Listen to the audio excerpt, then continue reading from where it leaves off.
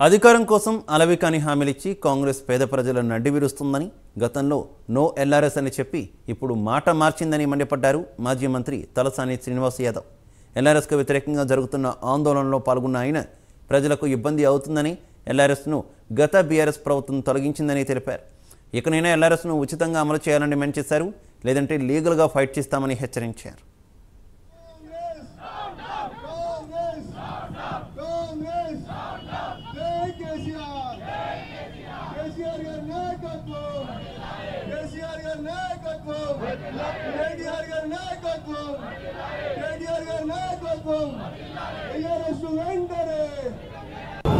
మా 10 సంవత్సరాల ప్రభుత్వంలో పేదవాళ్ళకి ఇబ్బంది అవుతుంది అనేటువంటి ఆలోచన ఆ రోజు ఇంప్లిమెంట్ చేయాలన్నప్పుడు కూడా ఒక 25 లక్షల కుటుంబాలకు ఇబ్బంది అవుతుంది అనేటువంటి ఉద్దేశంతో మనం ఆ రోజు దాన్ని ఇంప్లిమెంట్ చేయలే.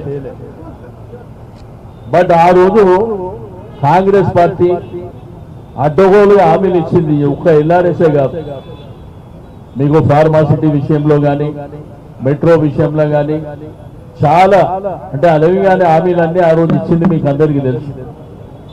ఇప్పుడు ఉన్నటువంటి మంత్రులు ఎవరైతే బట్టి విక్రమార్క గారు, సీతక్క గారు, ఉత్తమ్ కుమార్ రెడ్డి గారు, అదేవిధంగా కోమటిరెడ్డి వెంకటరెడ్డి గారు అయితే పబ్లిక్ ఇంట్రెస్ట్ లిటిగేషన్ వేసారు. వీళ్ళు అటు కోర్టులో వేసినటువంటి మీరు ఆగండి, నో ఎల్ఆర్ఎస్ నో బీఆర్ఎస్, మేము ఫ్రీగా రిజిస్ట్రేషన్ చేస్తామని చెప్పారు. ఆ వీడియోస్ కూడా మీ లైబ్రరీలో ఉన్నాయి. మా డిమాండ్ అలా మీరు షెడ్యూల్ కూడా డేట్లు ఇచ్చారు, 31 మార్చి వరకు చేస్తామని చెప్పి మీరు వెంటనే ఉపసంహరించుకొని ఫ్రీగా రిజిస్ట్రేషన్ చేయాలని చెప్పి మేము డిమాండ్ చేస్తా ఉన్నాం. ఇటువంటి ధర్నాలు ప్రజల్ని చైతన్యవంతం చేసి మీ మీద ఒత్తిడి తెస్తాం. అవసరం అనుకుంటే లీగల్ గా ఫైట్ చేస్తాం.